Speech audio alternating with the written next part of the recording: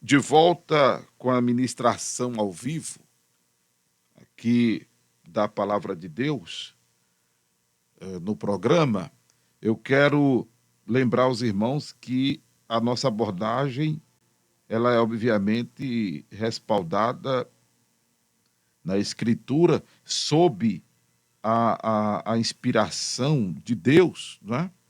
Para esse momento, que pode ser uma abordagem doutrinária, pode ser uma abordagem puramente evangelística, pode ser uma abordagem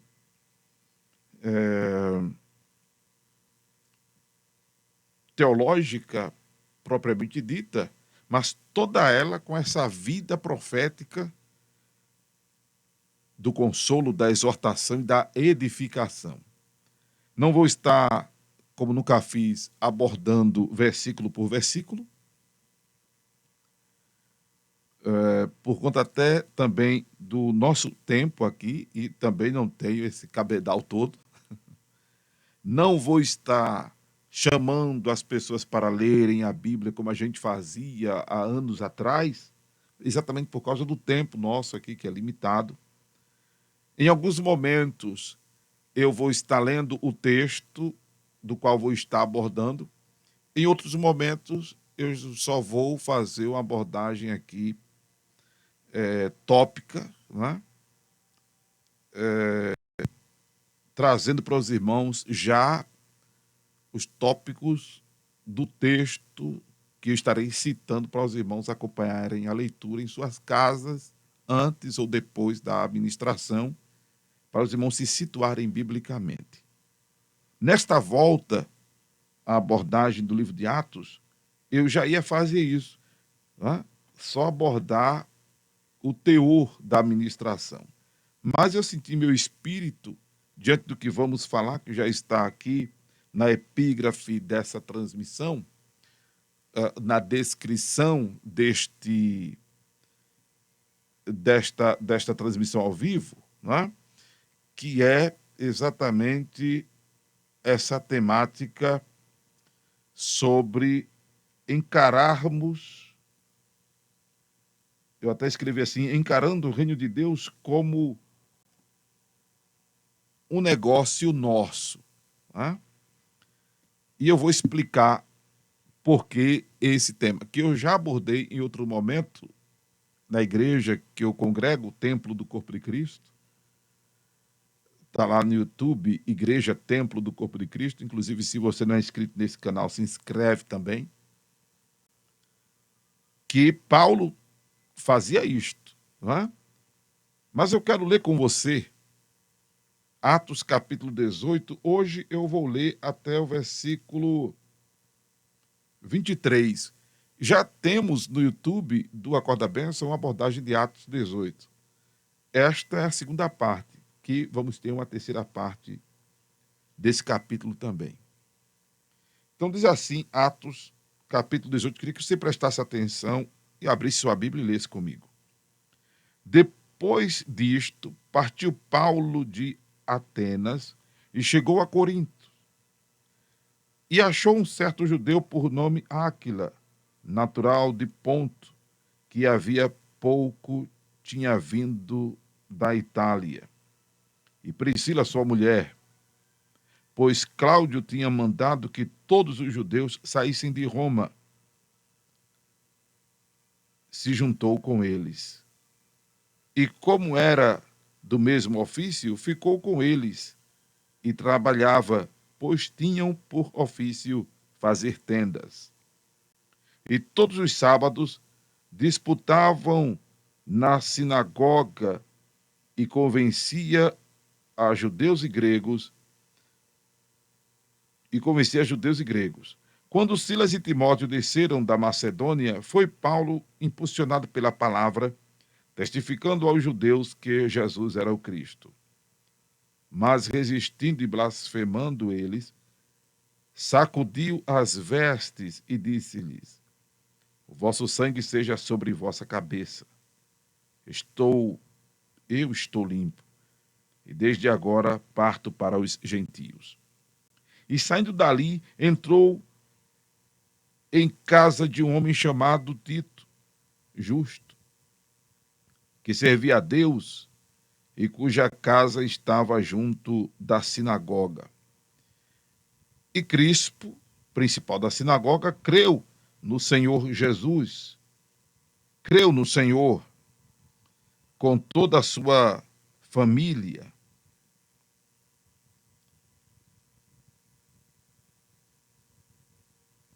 Com toda a sua casa.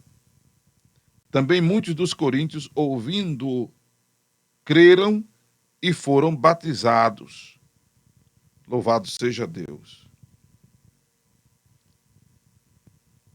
E disse o Senhor em visão a Paulo: não temas, mas fala e não te cales, porque eu sou contigo, e ninguém lançará a mão de ti para te fazer mal, pois tenho muito povo nesta cidade. Desculpa aí que a vista não ajuda do pastor. Vamos lá, por isso que eu estou usando óculos aqui. E ficou ali 1 ano e 6 meses, ensinando entre eles a palavra de Deus.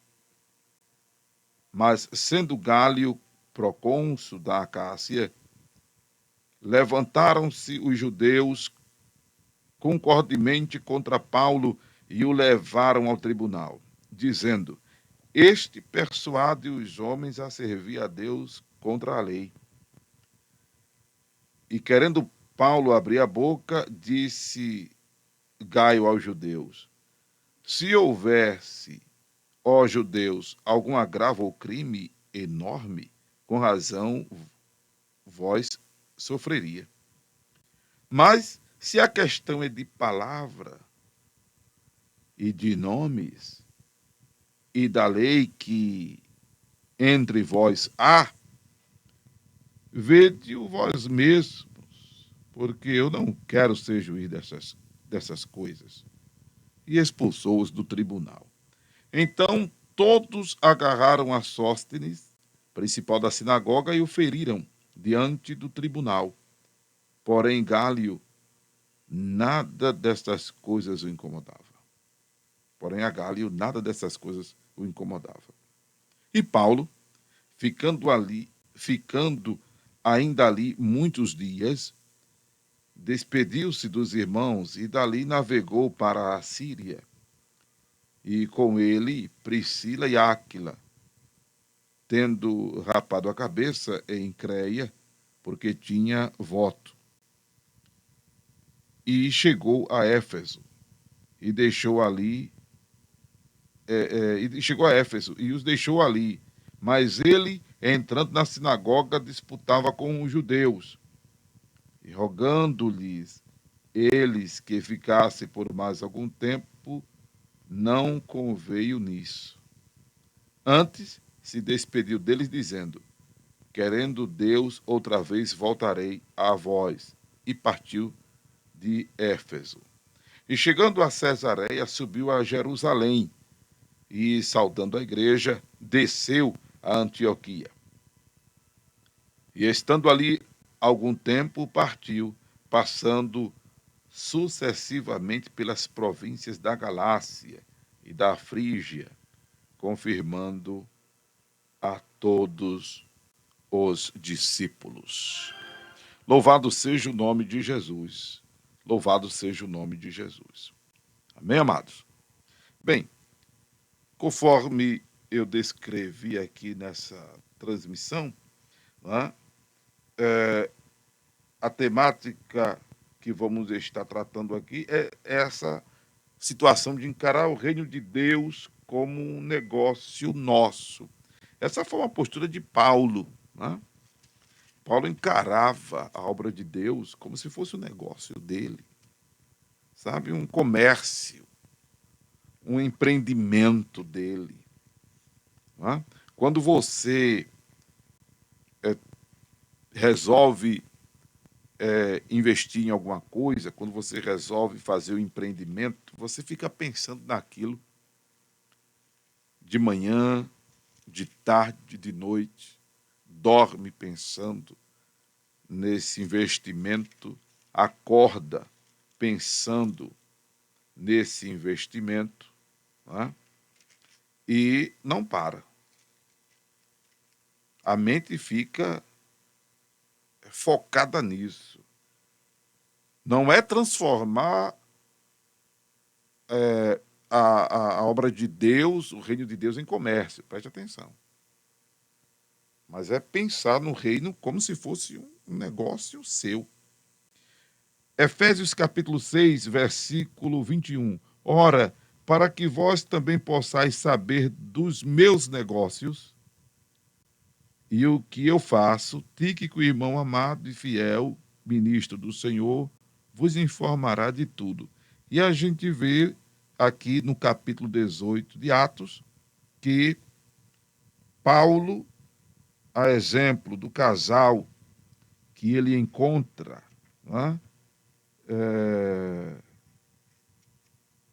em Corinto, porque Cláudio tinha mandado que todos os judeus saíssem de Roma, ele se encontra com Áquila e Priscila, e a gente observa no versículo 3 que eles eram do mesmo ofício. E eles tinham por ofício fazer tendas. O negócio de Paulo era fazer tendas. Não é?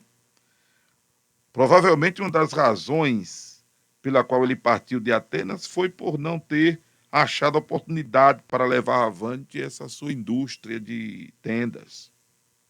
Provavelmente. Em razão que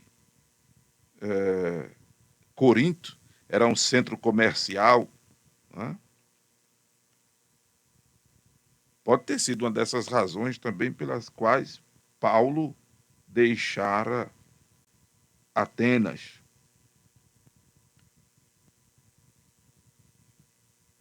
Paulo, que vivia em função do evangelho desde o seu chamado. E, pastor, por que o senhor está dizendo que nós devemos.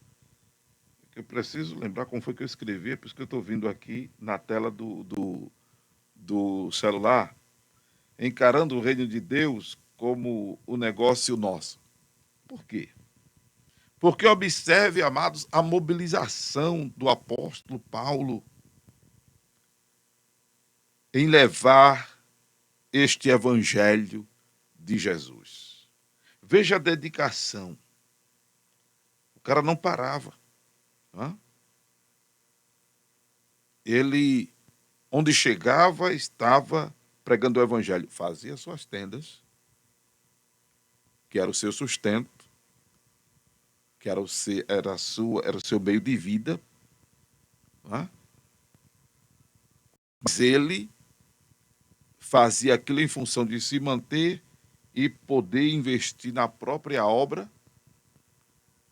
E, paralelo a essa sua atividade profissional, ele entendia que o seu chamado era pregar o evangelho.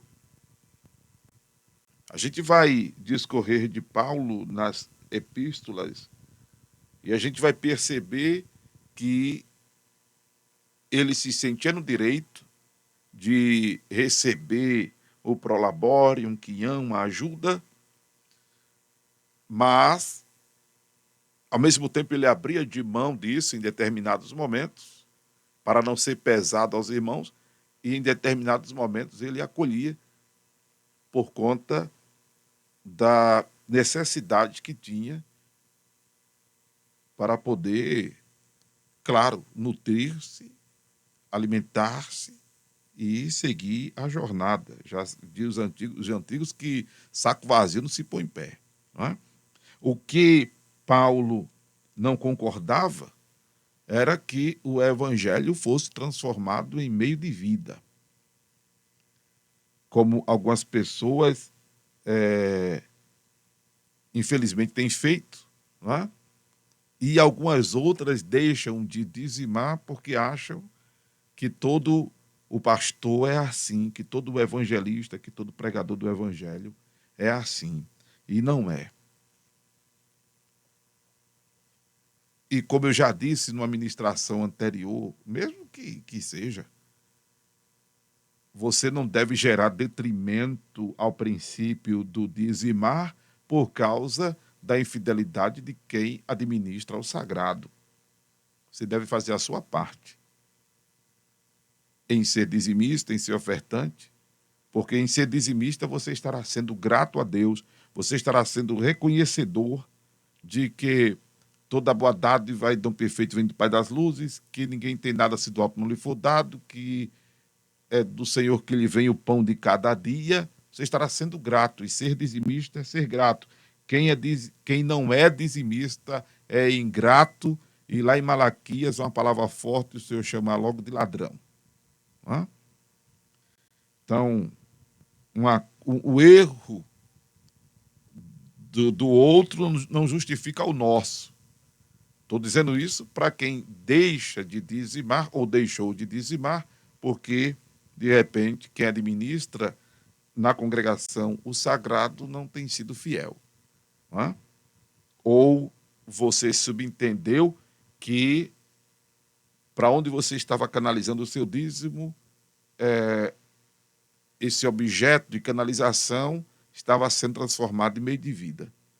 Aí você resolveu reter o que é do Senhor. Está errado. Quem profana o sagrado haverá de prestar contas ao Senhor, e é bom não estar nem na pele disso, não é na pele de quem faz isso. Mas quando eu me refiro a tratar o reino de Deus como se fosse um negócio nosso, é por causa dessa dedicação de dormir pensando, de acordar pensando, de pensar de manhã, de tarde, de noite e de viver em função do negócio. E a gente observa que toda essa mobilização do apóstolo Paulo era voltada para a pregação do evangelho, ao ponto dele, inclusive, se indignar quando os judeus blasfemavam da palavra que ele levava para os judeus, testificando, inclusive, a cristandade de Jesus.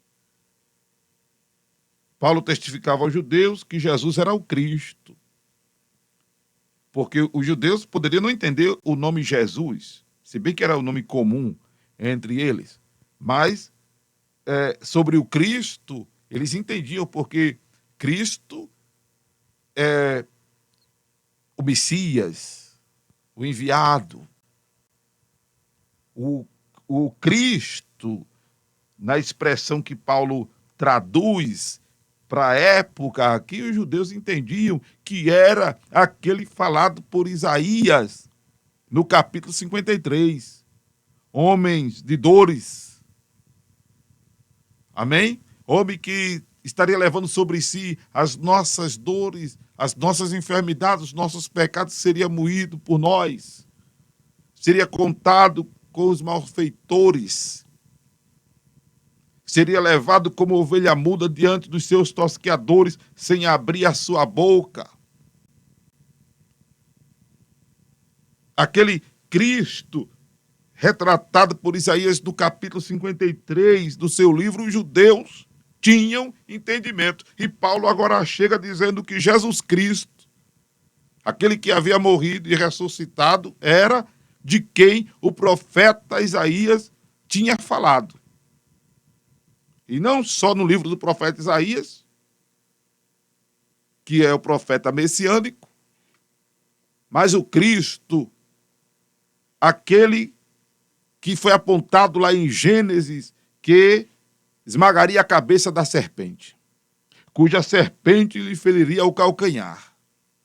Quando se falava desse personagem e momentos que apontavam para esse enviado de Deus, o Messias, ou quando se fazia menção, como Estevão fez, daquele que viria como Elias veio, que viria no papel também de Moisés, aí se entendia de quem se pudesse estar falando. Aí, como Paulo correlaciona toda essa historicidade velho-testamentária com o Jesus que foi morto e ressuscitou, e há essa identificação. Os judeus dizem, não, aquele Jesus, o filho de José, o carpinteiro, não pode ser ele o Cristo. Aí blasfemavam.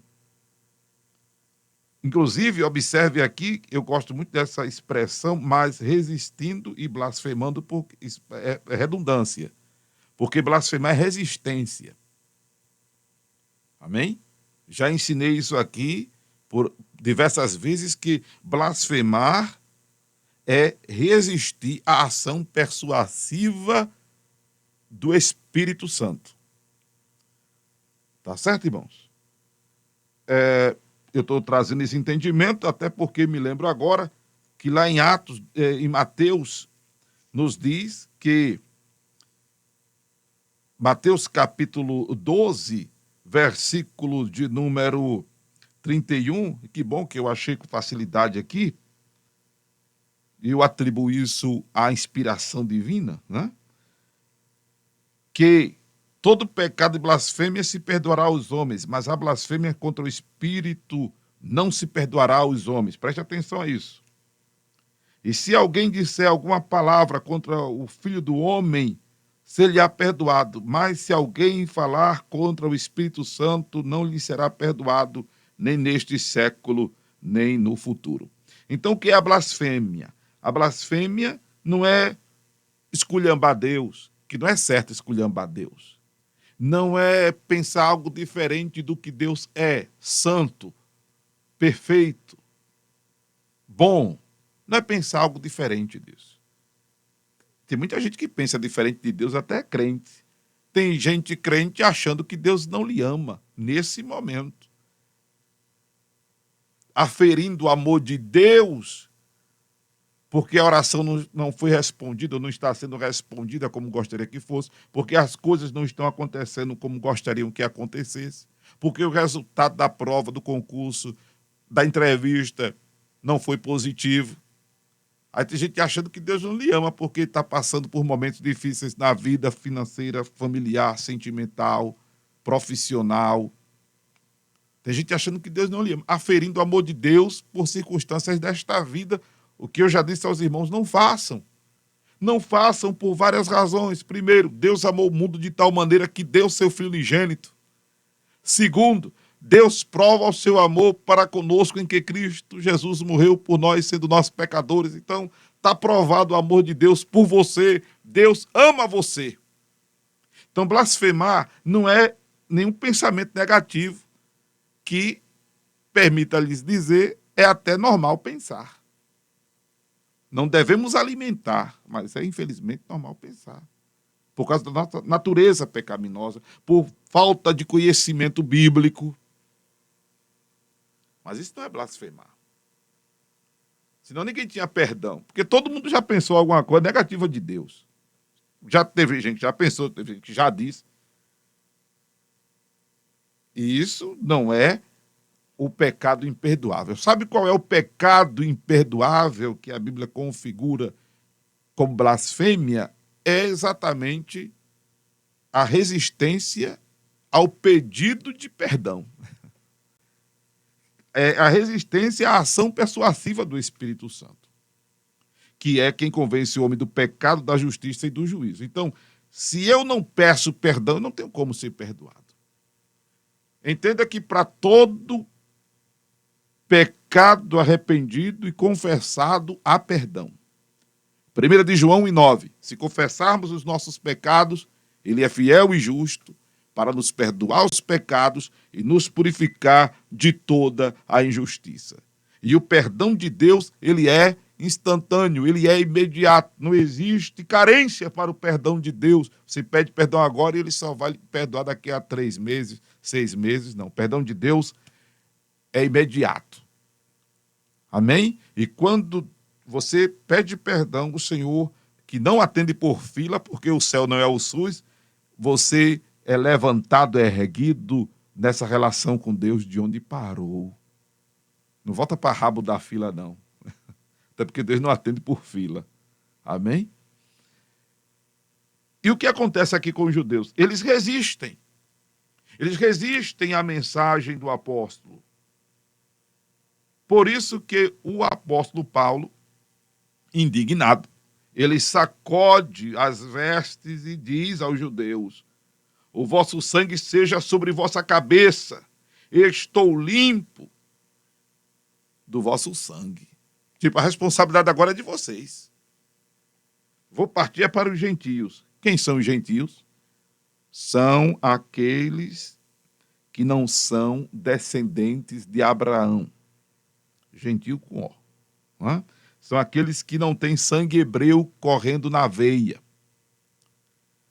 Gentios são os que ficaram para trás. Porque quando Deus chama Abraão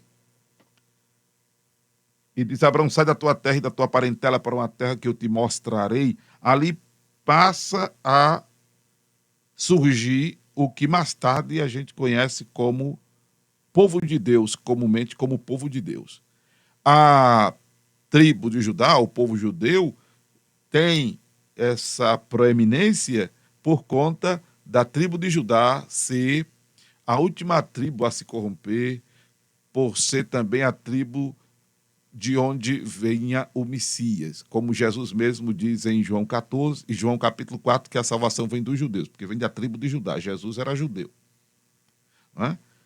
Mas comumente é chamado povo de Israel, que é constituído pelas 12 tribos, né?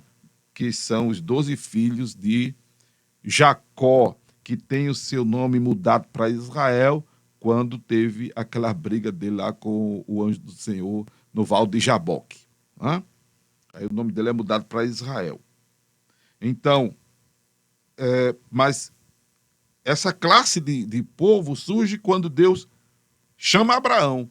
E aí, de Abraão vem Isaac, né? De Isaac vem Jacó, e aí vem os 12 filhos de Israel, que são os filhos de Jacó. Aqueles que ficaram para trás, que não têm a revelação do Deus dos céus, que não são descendentes de Abraão, porque é de Abraão por diante, é que são chamados de gentios. Entende isso? Jesus disse que os gentios não conhecem a Deus. Né? Me lembrando aqui, louvado seja o nome do Senhor Jesus, dessas expressões do Senhor. Veja só aí. Mateus capítulo 6, versículo 31. Não andeis, pois, inquietos, dizendo: que comeremos? Ou o que beberemos? Ou com que nos vestiremos? Porque todas estas coisas os gentios procuram. Porque todas estas coisas os gentios procuram, entende? De certo, vosso Pai Celestial bem sabe que necessitais de todas essas coisas. Por que os gentios procuram? Porque vivem seu, porque não conhece Deus, porque não sabe que Deus é o Deus que provê. Quem sabe que Deus é o Deus da provisão é o povo de Israel. Na prática, né? É o Deus que cuida, é o Deus que protege. É o povo, na prática, é o povo de Israel. Na história, é o povo de Israel. Nós, gentios, porque não somos descendentes de Abraão, passamos agora a conhecer Deus por lermos a palavra, por crermos na palavra e vermos como Deus agiu em favor do seu povo e age em favor de todo aquele que nele crê. De todo aquele que direciona a sua fé para ele. Que, diga de passagem, Deus cuida de todo mundo, incondicionalmente, indistintamente, porque Deus não faz acepção de pessoas. Está escrito que ele manda o sol e a chuva para os bons e os maus, para os justos e injustos, porque o ser humano é o que é de mais importante para Deus. Eu quero dizer a você que você é muito importante para Deus. Eu quero dizer a você que Deus ama você, independente de quem seja você, do que você tenha feito, esteja fazendo. Deus ama você. Você é importante para Deus, você é a imagem e a semelhança de Deus. Pensa nisso. Você é a imagem e a semelhança de Deus. Quem quer ver você para baixo, na sarjeta, jogado nas calçadas como cachorro, é o capeta. Quem quer ver você destruído, derrotado, cabisbaixo, desarrumado, fedendo, é o diabo. Porque você é a imagem e a semelhança de Deus. Você é a coroa da criação. Você é a obra-prima das mãos de Deus. Deus ama você, entenda isso. Você é importante para Deus. Creia nisso. Aleluia. Mateus capítulo 5, se eu não me engano, diz isso, que o Senhor, ele manda o sol e a chuva para os bons e os maus, para os justos e injustos. Deixa eu conferir aqui se é Mateus capítulo 5, ou é o 15. Eu lembro disso aqui depois. Se não lembrar agora, não tem problema não. Amém? Importante é saber disso. A vista não está ajudando, mas vamos lá. Isso mesmo, Mateus capítulo 5, versículo, olha aí, versículo 45. Porque faz, estou pegando já do versículo em andamento, né? Porque faz que o seu sol se levante sobre maus e bons, e a chuva desça sobre justos e injustos. Estou mostrando só que Deus não faz acepção de pessoas e que Ele ama a todos indistintamente. Ele ama você. Ele ama você. Louvado seja o nome do Senhor. Ele ama a todos. Quando diz que Deus amou o mundo de tal maneira, é porque Ele amou a todas as pessoas. Não se refere apenas à natureza, que Deus ama a natureza. É obra das mãos de Deus.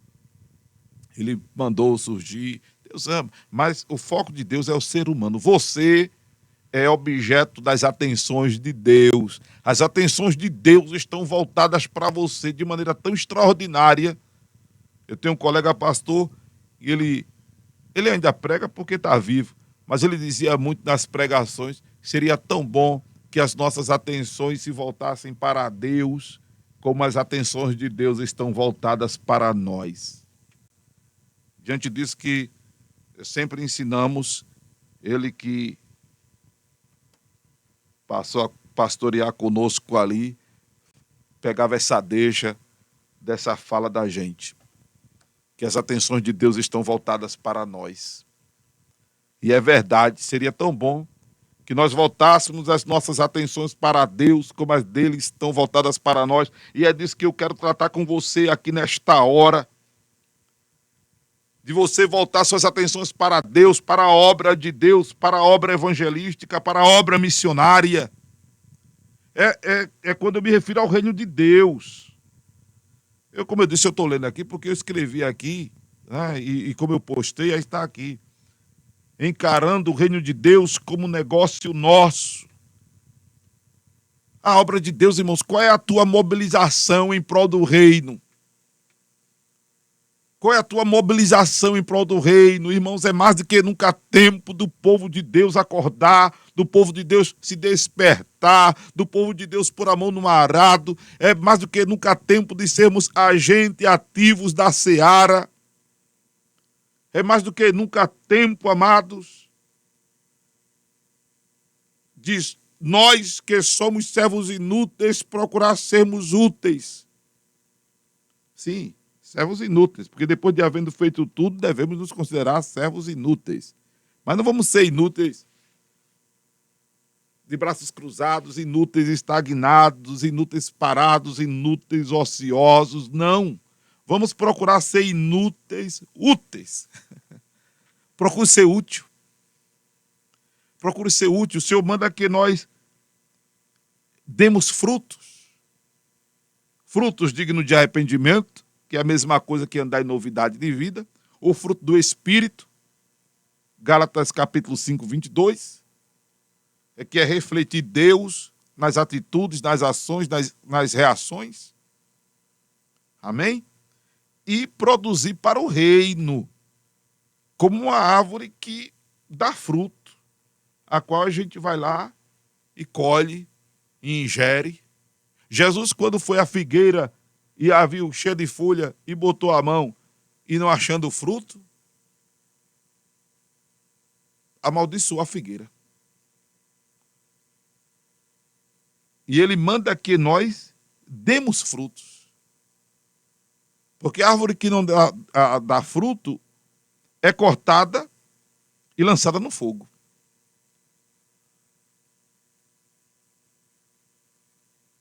Jesus conta até a parábola do homem que ia cortar a árvore, e aí o servo pediu para que, não, senhor, corta agora não, vamos podar ela, vamos cuidar dela, tratar dela, para ela dar fruto. Se ela não der fruto, a gente vai e corta e joga no fogo. Procure ser um crente proativo, produtivo para o reino. Deixa eu convidar você a este desafio. Faz uma lista de quantas pessoas você conhece, né? De quantas pessoas... Isso aqui é uma artezinha da minha filha quando era pequenininha. Papai, te amo, né? A escola fez. Aí eu peguei aqui agora para usar como papel. Você faz a sua lista aí. As pessoas que você sabe estão afastadas dos caminhos do Senhor. Faz uma lista, procura visitar esse pessoal e orar por esse pessoal intensamente. Do teu ciclo de amizade, procura ver quem está doente. Faz uma visita. Vai lá e põe as mãos. Congregas em algum lugar, acredito que sim, congregar é bíblico. Procura saber. Você sabe que fulano nunca mais foi para a igreja. Você nunca mais viu a igreja. A não ser que você também nunca mais tenha ido para a igreja. Aí você diz, pastor, é o meu caso. Eu nunca mais fui, não recebi uma visita. Veja só que coisa. Triste isso, né? Mas tem mais pessoas iguais a você.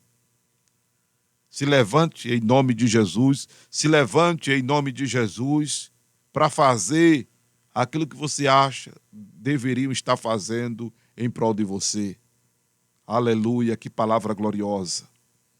Você está incomodado porque está afastado aí da igreja, ninguém foi lhe visitar. Tem muita gente igual você. E graças a Deus, você ainda, mesmo que pela peinha, você ainda está firme e forte na presença. Se erga nessa madrugada, se erga nesse momento que você está assistindo esse vídeo. E em nome de Jesus, tenha as suas forças renovadas, a sua fé, a sua esperança, as suas convicções. Em nome de Jesus, seja instrumento nas mãos de Deus para levantar, para erguer outras vidas, já que o Senhor está te levantando e te erguendo nesta hora. Aleluia. E vá atrás dessas pessoas, vá visitar essas pessoas. Em nome de Jesus Cristo, meu irmão. Em nome de Jesus Cristo, minha irmã. Pensa nisso. Que isso seja um projeto da tua vida. Irmãos, eu tenho muitas ocupações.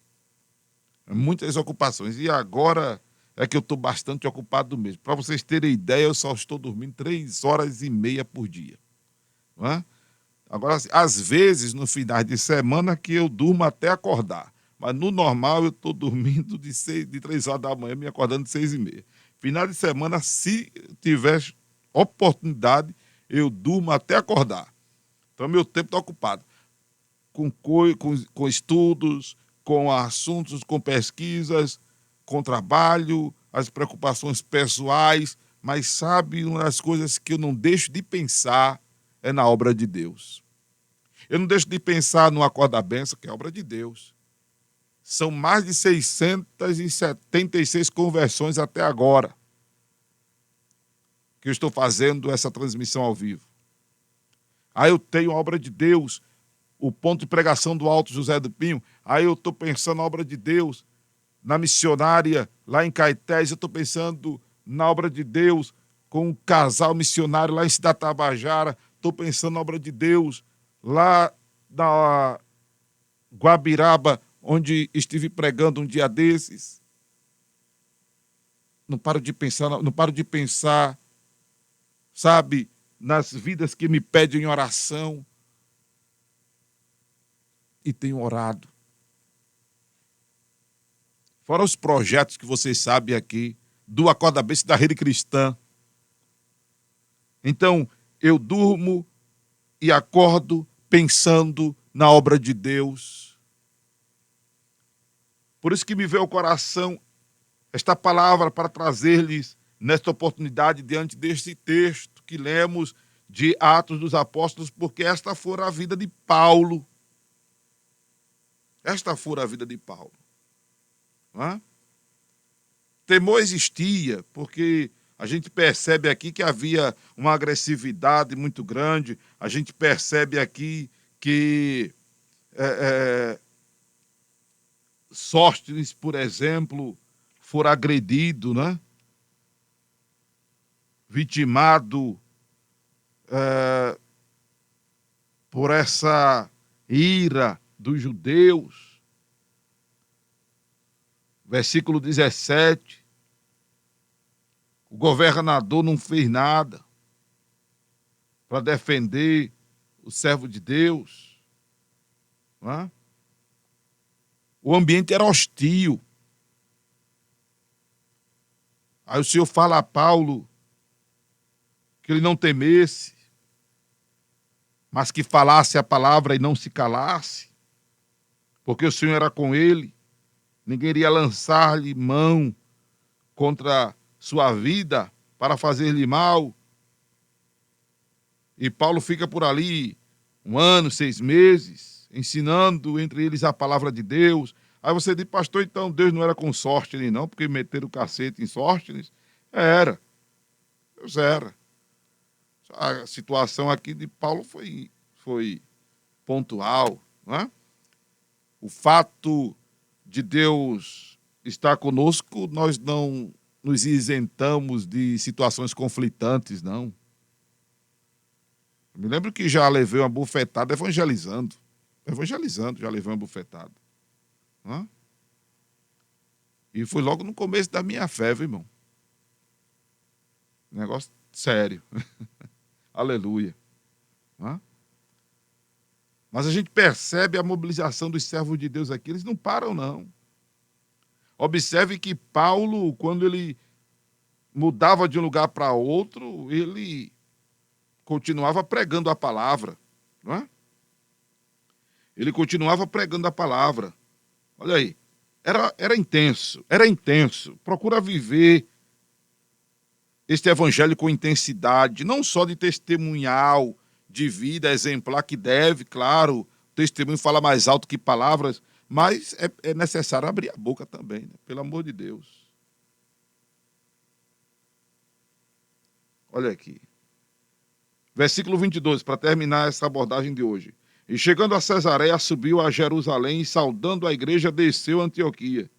E estando ali algum tempo, partiu, passando sucessivamente pela província da Galácia e Frígia, confirmando a todos os discípulos. O cara era intenso, irmão. Aleluia. O cara era intenso. Quer ser cheio do Espírito, seja intenso na obra. Quer que os dons fluam através de você, seja intenso na obra. Para terminar mesmo agora, eu falando isso aqui, me lembro que quando eu bem mais novo na fé, eu sou novo na fé, agora que eu tenho 37 anos de convertido, não é? Quando eu era bem mais novo na fé, eu orava ao Senhor, eu orava 2 horas de joelho, 3, 4, 5 horas de joelho. No máximo que eu já orei foi 5 horas de joelho, que eu me lembro, em uma vigília. E orava assim, 2, 3 horas. Dobrava o joelho e esquecia que tinha joelho. E eu dizia ao Senhor, Senhor, eu quero ser uma bênção. Senhor, eu quero ser uma bênção. Me enche do teu espírito. Eu fazia parte de uma denominação que era ensinado assim. Me encha de poder. Me encha de poder. E eu vivia pedindo a Deus poder. E aí eu me lembro que o Senhor falou ao meu coração, saia ao campo. Eu orando em casa, o Senhor falou ao meu coração, saia ao campo.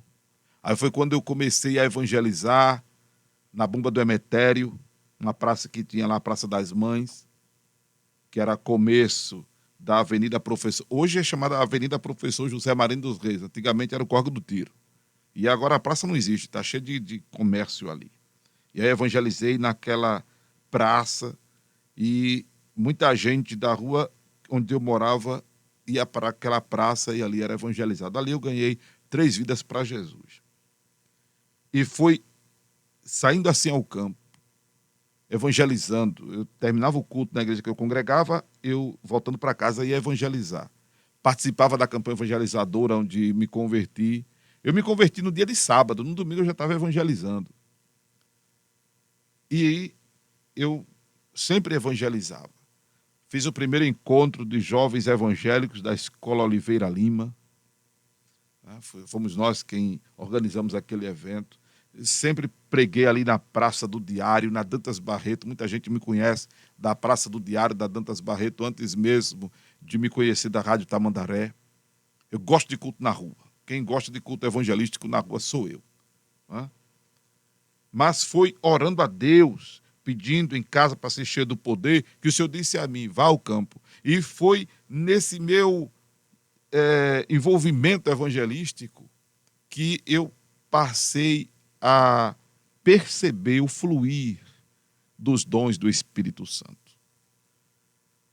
O falar em línguas e outras manifestações de Deus através das nossas vidas.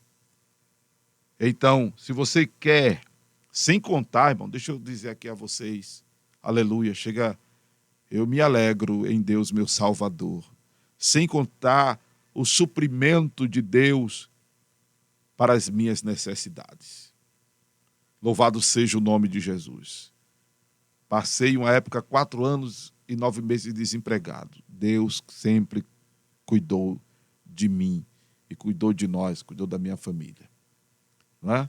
Estou aqui na Evangélica há 15 anos e 10 meses. Deus tem usado pessoas para me ajudar a estar pagando esta rádio.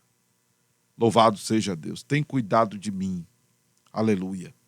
Então, não só ele faz fluir as manifestações do Espírito, mas ele cuida de nós. Não que devamos fazer as coisas para Deus com interesse. Não é isso que eu estou dizendo a você. Não é isso que eu estou ensinando aqui. Eu estou dizendo a você que quando você se ocupa, aleluia, essa foi uma palavra que eu recebi de Deus e entreguei para uma vice-dirigente da campanha evangelizadora lá, irmã Jalceni. Né? Talvez seja antiético dizer o nome dela aqui, mas na época a gente congregava junto. E entreguei essa mensagem para ela. Tá? E tenho vivido isso na minha vida. Que quando nós nos dedicamos às coisas de Deus, Deus cuida das nossas vidas. Recebe essa palavra em nome de Jesus. O que você ouviu ao seu ouvido foi a voz do pastor Amaro Correia. Mas o que impactou seu espírito foi a voz de Deus, a voz do divino. Amém? Louvado seja o nome de Jesus, louvado seja o nome de Jesus. Glória a Deus.